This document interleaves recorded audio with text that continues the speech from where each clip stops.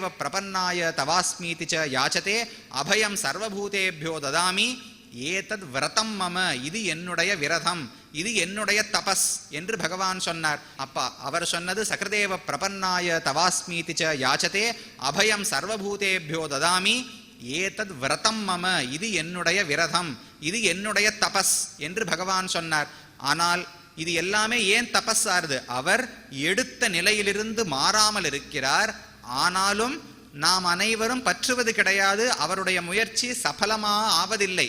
ஆனாலும் மறுபடியும் மறுபடியும் அவதாரங்களை செய்கிறார். அது ராமனுடையது, கிருஷ்ணனுடையது அனைவரும் அறிந்தது. சர்வதர்மான் பரித்யஜ்ய மாமேகம் சரணம் விரஜ அகம் துவா சர்வபாபேபியோ மோக்ஷயிஷ்யாமி மாசுச்சகா.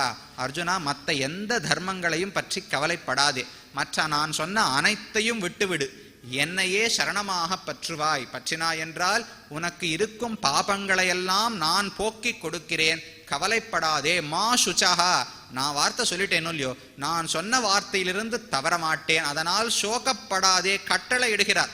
கொஞ்சம் கவலைப்படாம இரு அப்படின்னு சொல்லல, இனி கவலைப்படாதே என்று பகவானுடைய கட்டளை. மா சுச்சகா. அப்ப நாம் கவலைப்படுவதற்கு யோக்கியத்தையே நமக்கு கிடையாது. அப்பேற்பட்ட பகவான் வந்திருந்து நீ ஒரு முறை சரணமாக பற்றினால் நான் காப்பாற்றுகிறேன்னு சொன்ன பிறகு சந்தேகத்தோடு காப்பாற்றுவாரா மாட்டாரா என்கிற எண்ணம் இருக்கக்கூடாது. அப்ப பகவான் அவதாரங்களின் போது செய்யக்கூடிய தவம் ஒவ்வொரு நிஷ்டையோடு இருக்கிறார். அவன் நினைத்து விட்டால் அதற்கு பிறகு நான் நினைக்கிறேன், வராகன் தெரிவித்தார். ஒரு முறை சரணமாக பற்றினால் அனைவரிடத்திலிருந்து உன்னை நான் காக்கிறேன், ராமன் தெரிவித்தார். என்னை சரணமாக பற்றிவிட்டால் மோட்சத்துக்கே அழைத்து செல்லுகிறேன், கண்ணன் தெரிவித்தார். இப்படி பல வகையான தபஸுக்களை விரதங்களை விபவாவதாரமாகவும் செய்கிறார். பரம் வியூகம் விபவமாயிற்று. அடுத்து அந்தர்யாமி. அந்தர்யாமி என்றால் யார் என்றால் நமக்கு உள்ளே இருக்கிறாரோ இல்லையோ. ஈஸ்வர சர்வபூதானாம் ஹிருத்தேஷே அர்ஜுன திஷ்டதி என்று கண்ணன் கீதையில் தெரிவிக்கிறார். ஈஸ்வரனான பரமாத்மா வெளியில் இருக்கிறார் என்று மட்டும் நினைக்காதே. ஹிருத்தேஷே, ஹிருதயம்னு சொல்றோமே, அந்த ஹிருதயத்துக்குள்ளே ஜீவாத்மாவுக்குள்ளே பரமாத்மா இருக்கிறார். இருந்து என்ன செய்கிறார்? பிராமயன் சர்வபூதானி யந்திராரூடானி மாயையா, தன்னுடைய சங்கல்பத்தாலே சக்தியாலே உலக அனைத்தையும் சுழற்றி விடுகிறார். இவ்வளவு பெரிய உலகம் தான் நடக்க வேண்டும் என்றால் பகவானுடைய செயலால் தானே நடக்கிறது. அவர் நினைக்காவிட்டால் அணுவும் அசையாதுன்னு சொல்றோமோ இல்லையோ.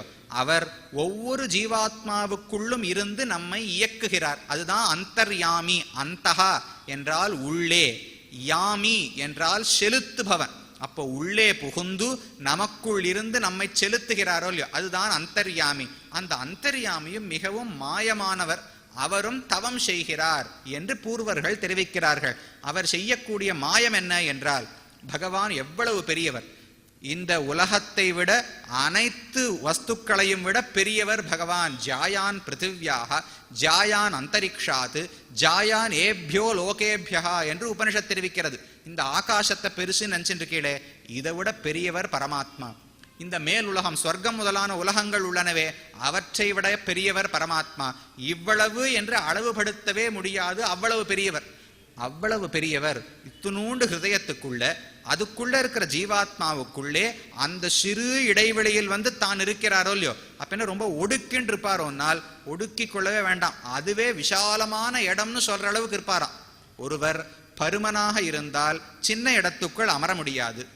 சின்னவராக மெலிதானவராக இருந்தால் தான் பருமனாக அதே சமயத்தில் முழுவதையும் வியாபித்து கொண்டு இருக்க முடியாது. ஆனால் பகவான் உலகனைத்தும் வியாபித்து பெரியவராகவும் இருக்கிறார், நீக்கமர நிறைந்திருக்கிறார்.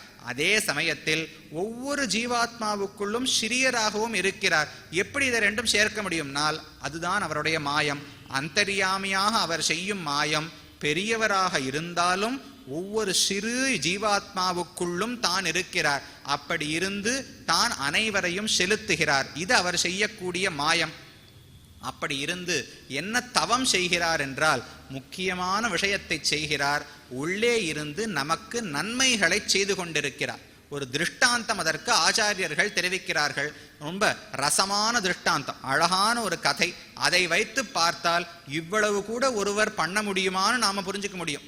என்ன தெரிவிக்கிறார்? பிள்ளை லோகாச்சாரியர் என்று ஒரு ஆச்சாரியர், அவர் இந்த அந்தர்யாமி என்ன செய்கிறார் என்று சொல்லும் பொழுது, நாம் பிறர்க்கானவன்றும் அவன் நமக்காயிருக்கும் என்று தெரிவிக்கிறார். நாம் இத்தனை நாள் எப்படி இருந்தோம்?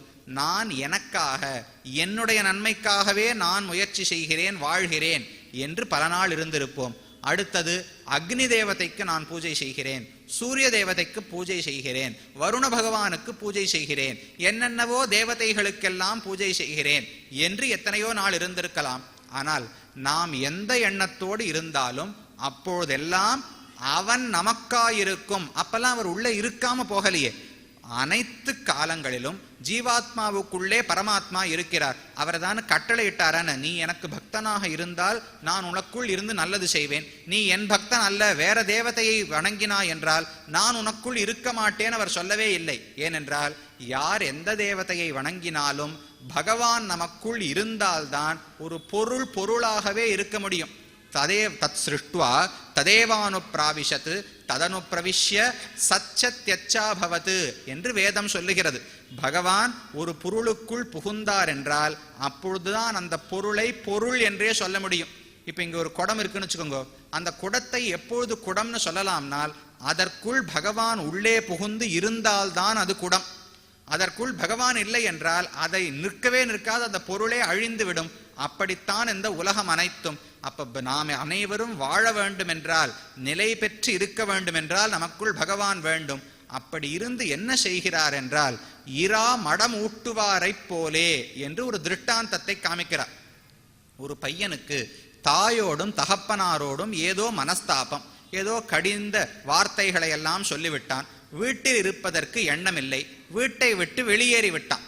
அப்பா அம்மாவோட சண்டை, வீட்டிலிருந்து வெளியில போயாச்சு, வேற எங்கேயும் இடம் இல்லை போறதுக்கு. அந்த பக்கத்துல ஏதோ ஒரு மடம், யாரோ ஒருத்தர் ஒரு தர்மசாலையை கட்டி வைத்திருந்தார்.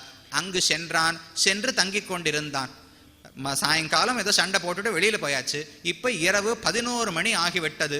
வீட்டில் தாயும் தந்தையும் இருக்கிறார்கள். தந்தைக்கு கோபம், என்ன செய்வது என்று தெரியவில்லை. பிள்ளை எதிர்த்து பேசிவிட்டு சென்று விட்டான், கோபத்தோடு இருக்கிறார். தாய்க்கும் கோபம்தான், தன் கணவனை எதிர்த்து அந்த பிள்ளை பேசிட்டானோ இல்லையா, தப்பா பேசிட்டானே, கோபம் இருந்தாலும் மற்றொரு பக்கத்தில் அந்த பிள்ளைக்கு 11 மணி ஆச்சே, சாப்பிடலையேங்கிற வருத்தம் இருக்குமோ இல்லையோ, அந்த துடிப்பு இருக்குமே. ஆனால் என்ன ஆகும், தான் ஒரு சமையலை செய்து எடுத்துக்கொண்டு நேரே அந்த மடத்தில் இருக்கும் பிள்ளையை சென்று பார்த்து, இந்த வீட்டுக்கு வராவிட்டாலும் பரவாயில்லை, உணவை மட்டும் உண் என்று சொன்னால், நீயும் வேண்டாம் உன் உணவும் வேண்டாம்னு தூக்கி போட்டுருவான் அந்த பிள்ளை. இவா மேல கோபத்தினால் தானே அங்க போனதே. ஆகையால் இந்த தாயோ அந்த தாயோடு சம்பந்தப்பட்ட எதுவோ வேண்டாம் என்கிற எண்ணத்தில் அந்த பிள்ளை வெளியேறி இருக்கிறான். ஆனால் தாய்க்கு மனசு மாறாதே, பிள்ளை சாப்பிடணுங்கிற பதட்டம் இருக்குமோ இல்லையோ. அதனால் இவள் என்ன செய்தாள், சாதாரணமான ஒரு மோர் பிரசாதம், மோர்ஜாத்தை கலந்து எடுத்துக்கொண்டு அந்த மடத்துக்கு சென்று, மடத்தினுடைய நிர்வாகி ஒருவர் இருப்பாரோ இல்லையோ, அவரிடத்தில் கொடுத்து, இது நீங்களே கொடுத்ததா சொல்லி கொடுத்துருங்க, நான் கொடுத்தேன் என்று சொல்ல வேண்டாம், நீங்கள் கொடுத்த உணவாக சொல்லி கொடுத்து விடுங்கள் என்று சொல்லிவிட்டு திரும்பி வந்துட மாட்டா. தனியாக சென்று ஒரு மூலையில் நின்று தன் பிள்ளை அந்த உணவை சாப்பிடுகிறானா, பசி ஆறுகிறாரான்னு ஒளிந்திருந்து பார்த்து விட்டு வருகிறாரோ இல்லையோ. இதுதான் பகவான் செய்யும் காரியம். இப்ப கீழே சொன்னேனே, தான் பிறர்க்கானவன்றும் நாம் பிறர்க்கானவன்றும் தான் நமக்காயிருக்கும் இந்த பிள்ளை தாய் தந்தையிடம் சண்டையிட்டு விலகிய போதுதான் நாம் அனைவரும் பகவானை விட்டு விலகி இருக்கிறோம். ஆனால் அதற்காக அவர் கோபித்து கொண்டு நம்மை கைவிட்டு விட்டாரான்னா கிடையாது. எப்படி இந்த தாய் மறைந்திருந்தாலும் கூட தான் தான் குழந்தைக்கு நல்லது செய்கிறேன் என்று குழந்தைக்கே தெரியாது, ஆனாலும் அவனுக்கு நல்லது நடந்தால் போரும், பசி ஆறினால் போரும்னு முயற்சி எடுக்கிறாளோ இல்லையோ. அதே போல்தான் பகவானும் உள்ள அந்தர்யாமி இருக்காருன்னு எத்தனை பேருக்கு தெரியும்? ஏதோ சாஸ்திரங்களை படித்து உபனிஷத்துக்களை படித்தால் அந்தர்யாமி இருக்கிறார்னு தெரியும், மற்ற யாருக்கும் தெரியாதே. ஆனால் அவர்களுக்கும் என்னென்ன காலத்தில் என்ன வளரணுமா, அதுக்கு என்ன போஷாக்கு வர வேண்டும், அவன் சத்தை பெற்று இருக்கணும், அவன் உயிரோடு இருக்க வேண்டும், அடுத்தடுத்து என்னென்ன நல்ல காரியங்கள் நடக்கணுமோ நடக்கணும். இது அனைத்தையும் அந்தந்த காலத்தில் பகவான் தானே ஏற்படுத்துகிறார். அதைத்தான் தாய் உள்ளத்தோடு செய்கிறான். இரா மடமூட்டுவாரை போலே உள்ளே பதிகிடந்து சத்தை முதற்கொண்டு நோக்கி கொண்டிருக்கும் என்று பிள்ளை உலகாரியன் தெரிவிக்கிறார். அப்ப இந்த பொருள் நன்றாக இருந்தால் போரும், அதை நன்றாக வைத்திருப்பது நான் தான் என்று அந்த மனிதனுக்கு தெரிய வேண்டும்னு பகவான் யோசிக்கவே இல்லை. தாய் எப்படி குழந்தைக்கு பசி ஆறினால் போரும், தான் மறைந்திருந்தால் போரும்னு நினைக்கிறாளோ அதே போல் பகவான் செய்கிறான். இது பெரிய தபஸ். நாம உதவி பண்ணிட்டே இருக்கணும். அவன் நம்மளை தெரிஞ்சுக்கவே மாட்டா, யாருன்னே பார்க்க மாட்டா. ஆனால் செய்ய வேண்டும் என்றால் அதற்கு எவ்வளவு திண்மையும் வலிமையும் வேணும் உள்ளத்தில். அப்படிப்பட்டவன் பகவான். எத்தனை நாட்கள் நாம் அவனை பாராமுகமாக இருந்தாலும் தன்னுடைய மனதில் உற்சாகமே குன்றுவதில்லை. தான் தனக்கு ஏற இடம் பார்த்து இருக்கும் என்று தெரிவிக்கிறார்கள். என்னைக்கோ ஒரு நாள் வருவான். சின்ன வயசு, இள ரத்தம் கொதிப்ப வேகமா இருக்கும். அதனால் புரிந்து கொள்ளவில்லை. 30 ஆகட்டும், 40 ஆகட்டும், 50 ஆகட்டும், ஏதோ ஒரு நாள் கடவுள் இருக்கிறார், அவர்தான் நம்மை காக்கிறார் அப்படிங்கிற புத்தி மாறித்தானே ஆகணும். எனக்கு என்ன போச்சு, அவருக்கு 30 40ங்கெல்லாம் ஒரு வயசே கிடையாது. நாம் தான் 80 தான் மொத்த வயசுன்னு பார்த்தா 30 ஆச்சு 40 ஆச்சுன்னு பயப்படணும். அவருக்கு அனாதி காலம், கோட்டி கணக்கான ஆண்டுகள் நமக்குள்ளதான் காத்துட்டு இருக்க. இன்னொரு 10 வருஷம் ஆனதுனால அவருக்கு எந்த வருத்தமும் இல்லை. ஆகையால் வரணுங்கிற எண்ணம் இருக்கு, இன்னும் வரலையேங்கிற வருத்தம் இருக்கு. அதற்காக எதையும் அவசரப்பட்டு செய்வதில்லை, தான் காத்து கொண்டிருக்கிறார். இதுதான் அந்தர்யாமி செய்யக்கூடிய தவம். எத்தனை நாளாக இருந்தாலும் தான் எடுத்த முயற்சியிலிருந்து விலகாம இருக்கிறாரே. அப்ப பரமாத்மா செய்யும் தவத்தை பார்த்தோம். வியூகம், விபவம், அந்தர்யாமி, கடைசியாக அர்ச்சாவதாரங்கள். அர்ச்சாவதாரம் என்றால் யார்? பௌம நிகேதனேஷ்வபி குட்டி குஞ்சேஷு ரங்கேஸ்வர அர்ச்சக சர்வ சகிஷ்ணு அர்ச்சக பராதீன அகிலாத்மஸ்திதி பிரீணேஷே ஹிருதயாளுபிஸ்தவ ததா ஷீலா ஜடீபூயதே என்று பராசர பட்டர் என்கிற ஆச்சாரியர் தெரிவிக்கிறார். பகவான் பௌம நிகேதனேஷ்வபி குட்டி குஞ்சேஷு ரங்கேஸ்வர, நல்ல பளிங்கு கல்லாலே நல்ல பெரிய மாளிகையாக கட்டினால், கோயிலாக கட்டினால்தான் பகவான் உள்ளே எழுந்தருளுவார் என்பது கிடையாது. இந்த இடத்துல இருக்கா, சின்ன பந்தலை போட்டு ஒரு உருவத்தை வைத்தால் அதற்குள்ளும் பகவான் இருக்கிறார். கோட்டிக்கணக்கில் செலவழித்து பளிங்குக்கல் மாளிகையாக கட்டி வைத்தாலும் பகவான் இருக்கிறார். குட்டி குஞ்சேஷு, சின்ன குடிசையாக இருந்தாலும் ஏதோ ஒரு கீத்து கொட்டாய போட்டு அதற்கு கீழ் பகவானை ஏழப்பண்ணாலும் இருக்கிறாரே, அவர்தான் அர்ச்சாவதாரம். அவரிடத்தில் மாயம் என்ன என்றால் அர்ச்சக பராதீன அகிலாத்மஸ்திதி. அவர் எப்படிப்பட்டவர்? அவரால் தான் உலகமனைத்தும் வாழ்கிறது, அவர் இயக்கத்தான் உலகமனைத்தும் இயங்குகிறது. ஆனால் அர்ச்சாவதாரத்தில் அவர் எப்படி இருக்கிறார்? ஒரு அர்ச்சகர் 7 மணிக்கு விஸ்வரூபம் பண்ணால்தான் அவருக்கு பாலே கிடைக்கும். 12 மணிக்கு திருவாராதனம் பண்ணால்தான் அவர் குடிக்கவே முடியும். அதற்கு மேல அவருக்கு என்ன ஆசையோ, அர்ச்சகர் இன்னைக்கு புளியோதரை சாப்பிடணும்னால் அந்த பெருமாளுக்கு புளியோதரை, அர்ச்சகருக்கு சக்கர பொங்கல் சாப்பிடணும்னால் அந்த பெருமாளுக்கு சக்கர பொங்கல். இப்ப நாம வீட்டிலேயே எடுத்துக்கோங்களேன், நன்னா சனி ஞாயிறு நேரம் நிறைய இருக்கு, 1 மணி நேரம் திருவாராதனம் பண்றேன்னால் சரின்னு அவர் ஏத்துண்டாகணும். இன்னைக்கு அலுவலகத்துல 6 மணிக்கு கூப்பிட்டுருக்கா, அதனால திருக்காப்பு நீக்கி கதவை திறந்து அந்த நைவேத்தியத்தை மட்டும் பண்ணிட்டு கிளம்பி போயிட்டோம்னால் சரி, அன்னைக்கு அவ்வளவுதான். பகவான் எதிர்த்து ஒரு வார்த்தை பேசுவதில்லையே. அர்ச்சக பராதீனஹா, அவனுக்கு அதீனமாக உலகனைத்தும் இருக்கும் பொழுது அர்ச்சகன்னா கோயில் இருக்கும் அர்ச்சகர் மட்டும் அல்ல, வீட்டில் இருக்கும் பெருமாளுக்கு நாம் தான் அர்ச்சகர்கள். அப்ப நமக்கு அதீனமாக நாம் இட்ட வழக்காக இருக்கிறானோ இல்லையா, அதுவும் சர்வ சகிஷ்ணு. எத்தனை தவறுகள் எடுக்கிறச்சே கீழே போட்டுறா மூர்த்திய, அவர் கீழே சாஞ்சு விழுந்துடுறார், அதை எடுத்துட்டு ஊருக்கு போறோம், அவர் குலுங்கிறார் பெட்டிக்குள்ள, எத்தனை அபராதங்களை செய்கிறோம். ஆனால் சர்வ சகிஷ்ணு, அனைத்தையும் பொறுத்து கொள்கிறார் பகவான். அப்ப அவ்வளவு மேன்மை உடையவனான பகவான், உலகனைத்தையும் ஆட்டி படைப்பவரான பகவான் ஒரு சம்சாரி ஜீவாத்மாவுக்கு அடிபணிந்தவனாக தான் இருக்கிறாரே, இதுதான் மாயம். இப்படிப்பட்டவர் இப்படியும் இருக்க முடியும்னு காட்டுகிறார் மாயம். அப்பொழுது அவர் செய்ய வந்த காரியம் என்ன? எந்த தவத்துக்காக வருகிறார் என்றால் அவருடைய கடைசி ஆயுதத்தை பிரயோகிப்பதற்காக வந்தார். பரவாசுதேவனாக சிருஷ்டியை செய்து வேதங்களை கொடுத்து பார்த்தார், திருந்தவில்லை. அந்தர்யாமியாக உள்ளேயே இருந்து காரியங்களை செய்து பார்த்தால் திருந்தவில்லை. வியூகமூர்த்தியாக சயனித்து கூப்பிட்ட போதெல்லாம் காப்பாற்றினார், திருந்தவில்லை. விபவாவதாரங்களை செய்து நான் தான் காக்கிறேன் என்று அனைவருக்கும் காட்டினார், விஸ்வரூபத்தையே காட்டினார், யாரும் திருந்தவில்லை. கடைசியாக பிரதிமாசு அப்பிரபுத்தானாம் என்று சாஸ்திரம் தெரிவிக்கிறது. ஒருத்தருக்கு நல்ல சாஸ்திர ஞானம் இருக்குன்னு வச்சுக்கோங்களேன், அப்ப எங்கேயுமே பகவான் இருக்கிறார்ங்கிற அறிவு வந்துடும். ஒருத்தர் நிறைய ஹோமங்கள் யாகங்கள் இதையே பண்ணுபவராக இருந்தால் அந்த அக்னிக்குள்ளேயே பகவானை காணத் தொடங்கி விடுவார்கள். அப்ப அக்னௌ திஷ்டதி விப்ராணாம் ஹிருதி திஷ்டதி யோகினாம் பிரதிமாசு அப்பிரபுத்தானாம் சர்வத்திர சமதர்ஷினாம் என்று சாஸ்திரம் தெரிவிக்கிறது. சமதர்ஷி, அனைவரும் சமமானவர்கள், ஜீவாத்மாக்கள் அனைவரும் ஞானமே வடிவமானவர்கள், பகவானுக்கு அடிமைகள். அப்ப நானோ நீங்களோ இந்த உடலில் இருக்கும் வேறுபாடுகளால் வேறுபட்டவர்கள் என்று நினைக்க கூடாது. இயற்கையான நிலையில் ஆத்மாக்கள் அனைவரும் சமமானவர்கள்ங்கிற புத்தி வந்துட்டால் அனைவருமே பகவானுடைய பிள்ளைகள், பகவான் அனைவருக்குள்ளும் அந்தர்யாமியாக இருக்கிறார் என்று புரிந்து கொண்டால் அப்போ இந்த விக்கிரகத்தில் தான் பகவான் இருக்கிறார், இங்கு இல்லை என்கிற நினைவே வராது. சர்வத்திர சமதர்ஷினாம், சமதர்சனம் உடையவர்களுக்கு எல்லா இடங்களிலும் பகவான் காட்சி அளிக்கிறார். யோகிகள், இப்ப துருவன் எத்தனையோ தியானம் செய்தார் பகவானை பற்றி, அவனுடைய மனதிலே பகவான் வீற்றிருந்து அவருக்கு காட்சி கொடுத்தார். நம்மை போல் இருப்பவர்களுக்கு பிரதிமாசு அப்பிரபுத்தானாம், யாருக்கெல்லாம் புத்தி முதிர்ச்சி பெறவில்லையோ அப்படிப்பட்டவர்களுக்கு பிரதிமாசு விக்கிரகங்களிலே பகவான் சேவை சாதிக்கிறான். கடைசி ஆயுதம்னு சொன்னேனே, அதுதான் அவருடைய அழகு. அந்த அழகை காட்டித்தான் நாமை திருத்த வேண்டும். என்னதான் பண்ணாலும் அழகா நம்பெருமாள் தன்னுடைய செங்கோலை சாற்றிக்கொண்டு திருவாபரணங்களை தரித்து கொண்டு நாச்சியார் திருக்கோலத்தில் எழுந்துள்ளார். இப்பாச்சே வைகுண்ட ஏகாதசிக்கு பெருமாள் பரமோத வாசலை திறந்து கொண்டு எழுகிறார் என்றால் யாரா இருந்தாலும் ஒரு நிமிஷம் அந்த தொலைக்காட்சியை திறந்து பார்த்துட்டு தானே அடுத்த வேலையை அந்த நாள் பார்ப்பான். ஆகவே அந்த அழகாலே இவனை ஈர்ப்போம். சாஸ்திரங்களால் ஈர்க்க முடியவில்லை, தன்னுடைய மேன்மையை காட்டி ஈர்க்க முடியவில்லை, வேண்டிய போதெல்லாம் வந்து நின்றாலும் இவன் புரிந்து கொள்ளவில்லை. கடைசியாக ஒரு வஸ்து அழகா இருந்தா மனசு ஈர்க்கப்படும் இல்லையோ, அந்த அளவுக்காவது போய் தன்னுடைய அழகாலே உலகை திருத்த வேண்டும் என்பதற்காகத்தான் அனைத்து திசைகளிலும் பகவான் கோயில் கொண்டிருக்கிறார். ஆழ்வார் தெரிவிக்கிறார், உலகமேத்தும் தென்னானாய் வடவானாய் குணபாலானாய் குடபால மதையானாய், 4 யானைகளாக பகவான் இருக்கிறாராம். ஒரு யானையை சிறை பிடிக்க வேண்டும் என்றால் என்ன செய்வார்கள்? அது முதல்ல வடக்க நோக்கி ஓடும்.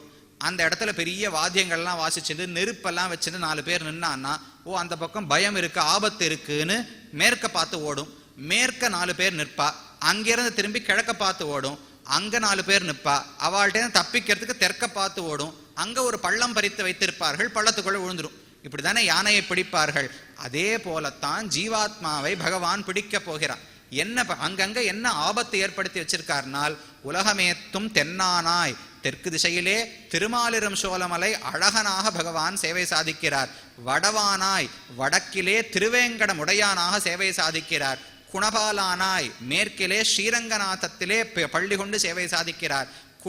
குணபால மதையானாய், கிழக்கிலே திருக்கண்ணபுரத்திலே சௌரி பெருமாளாக சேவை சாதிக்கிறார். இப்படி 4 பக்கத்திலும் 4 பெருமாள் நின்னுண்டு இவன் எங்கத்தான் ஓடட்டுமே, இந்த 4க்குள்ள ஏதோ ஒரு குழியில விழுந்துதானே ஆகணும், அப்பொழுது அவனை பிடித்து விடலாம் என்கிற ஆசையோடு பகவான் முயற்சி செய்கிறார். அப்ப அங்கு இருப்பதெல்லாம் நம்முடைய ஹிருதயத்துக்குள்ளே வருவதற்காக. அர்ச்சாவதாரத்தில் பகவான் எதற்கு இருக்கிறார்னால், ஆழ்வார் தெரிவிக்கிறார், ஒன்றுமல்ல, என்னுடைய ஹிருதயத்துக்குள் வர வேண்டும்.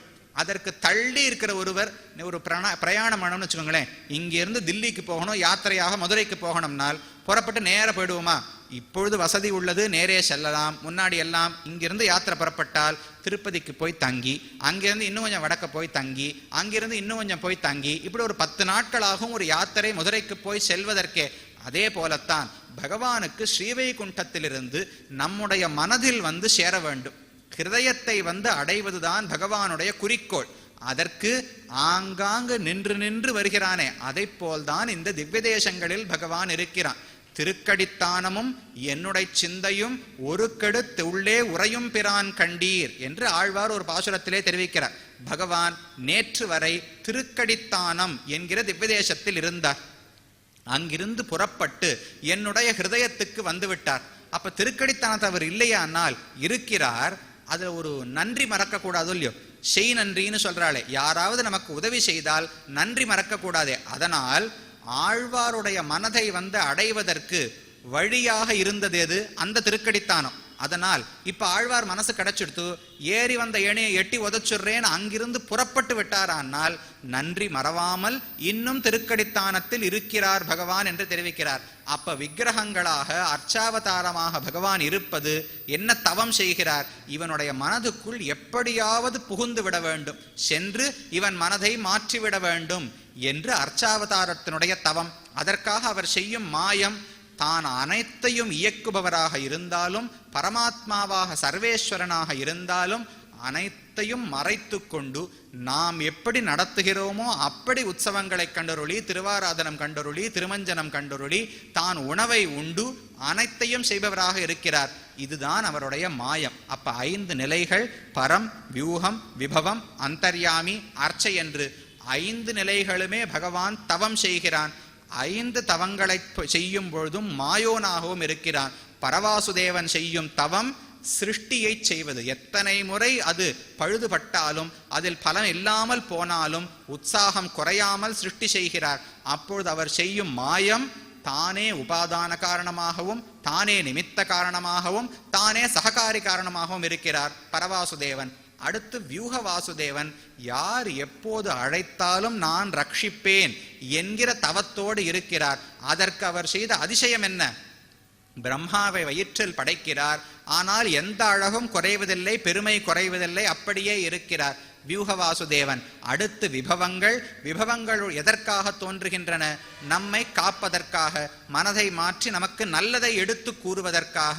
அப்பொழுதும் தன்னுடைய எந்த பெருமைகளும் குறையாமல் தான் எப்படி ஸ்ரீவைகுண்டத்தில் இருப்பாரோ அதே போல் வந்து பிறக்கிறார் மாயனாக.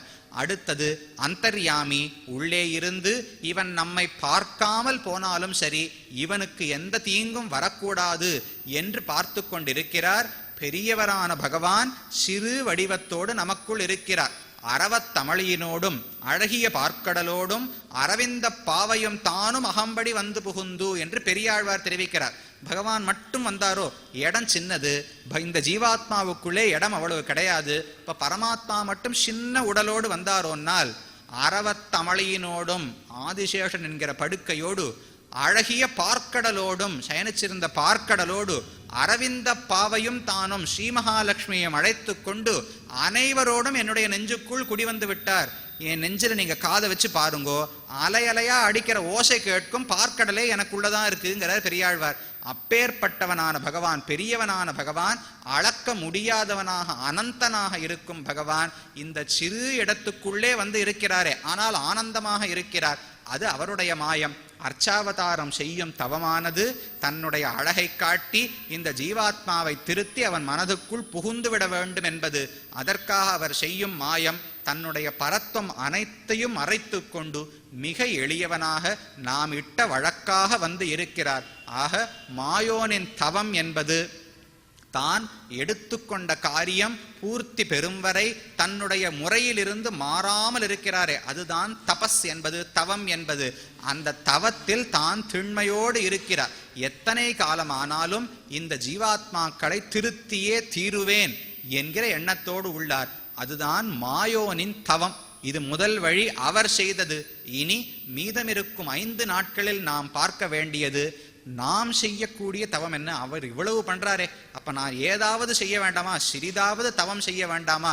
அது என்ன என்பதைத்தான் நாளைய தினம் தொடங்கி 5 நாட்களில் அனுபவிக்கலாம்.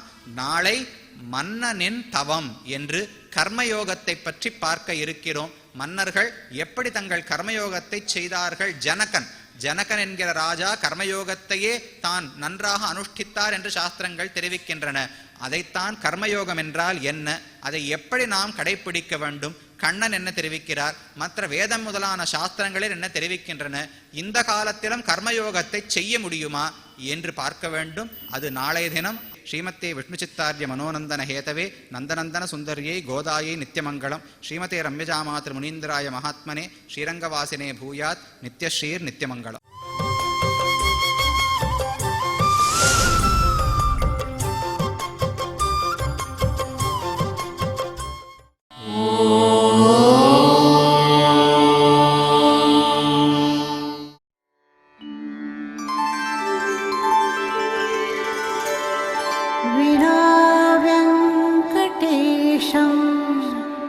ननाथो ननाथः सदा वेङ्कटेशं स्मरामि स्मरामि. हरे वेङ्कटेश प्रसीद प्रसीद. प्रियं वेङ्कटेश प्रयच्छ